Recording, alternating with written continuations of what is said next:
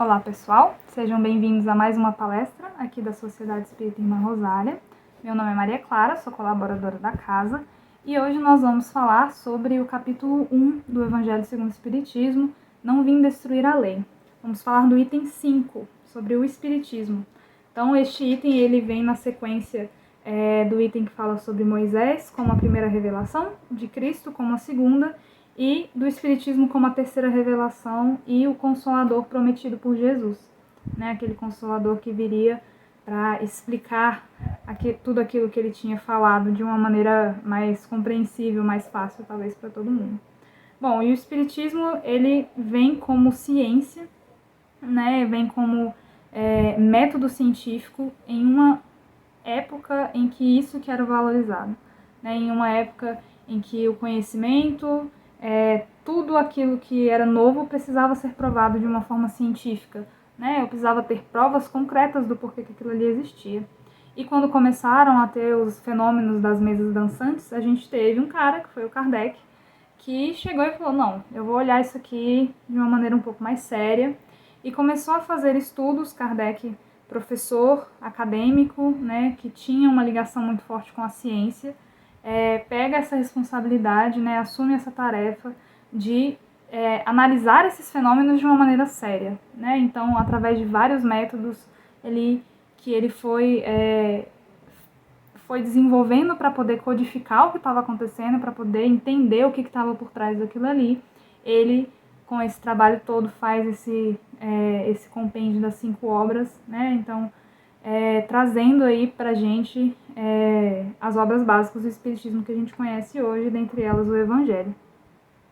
E o Espiritismo, como consolador, ele vem com essa missão de provar a existência do mundo espiritual, né? Esse é o ponto-chave daquilo que ele consegue provar para o mundo, né? De que o plano espiritual existe, de que ele influencia o plano físico e que o plano físico também influencia o plano espiritual. E com isso, tantas coisas se desenrolaram, né? De uma maneira que a gente conseguiu relacionar tantas outras coisas. Se existe um plano espiritual, a gente não morre, então aquela pessoa que eu perdi, eu posso revê-la algum dia, né? Eu posso me reencontrar com a minha família, eu posso me reencontrar com pessoas que eu tenho uma afinidade muito grande, né? Se eu tenho várias vidas, significa que eu já estou com um determinado grupo de pessoas há muito tempo e que nós continuaremos juntos, ou que eu vou melhorar as coisas que eu ainda não sou boa agora, que eu vou ter novas oportunidades de reparar os erros que eu cometi, que o sofrimento que eu estou sentindo agora não é algo permanente, ele é passageiro e ele tem um sentido, né? Eu acho que esse é um ponto muito interessante, é o aspecto consolador do Espiritismo, né? De trazer um significado realmente para as coisas. As coisas não acontecem por acaso, né? Então ele começa a explicar a relação nossa com o mundo, como as coisas acontecem, o porquê que elas acontecem, né? E o Kardec, ele atuou aí como instrumento desses espíritos para poder trazer isso, né? A gente não fala que ele é o criador do espiritismo, a gente fala que ele é o codificador justamente porque ele fez esse trabalho de organizar todas essas informações,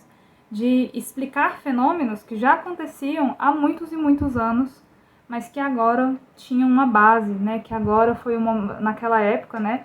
Foi o momento que precisava ser organizado, que precisava ser mostrado para as pessoas de uma forma que fizesse sentido para elas, né? Então, esse aspecto de consolo mesmo, de explicar essa relação nossa com o mundo espiritual, essa foi a grande missão do Espiritismo, né? E estamos aí aprendendo até hoje, desde Kardec.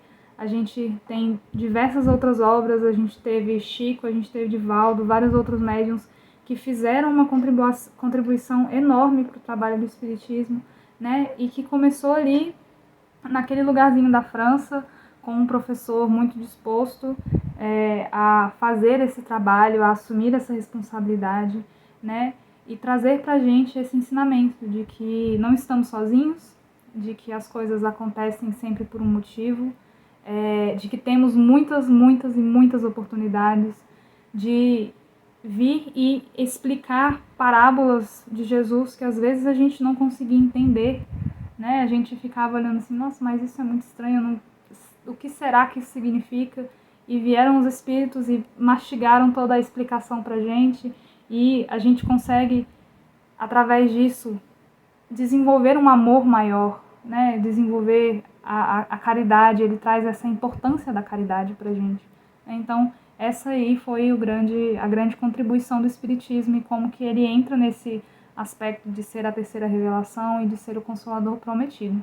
Então, é algo que trouxe aí muitas mudanças para a nossa vida e que continua mudando muita coisa, né? Como a gente entende o mundo, como a gente se relaciona com o mundo e com as pessoas, e que nos convida a sempre continuar estudando, né? Então esse é o ponto principal também, de o Espiritismo, ele necessita do estudo, a gente sempre continuar estudando, né? Então eu espero aí que vocês embarquem nessa jornada com a gente, de sempre estudar o Espiritismo. O Evangelho está aí, a maioria das obras é muito fácil da gente acessar, né? E é sempre bom estudar e trazer um pouquinho esse lado mais espiritual pra gente.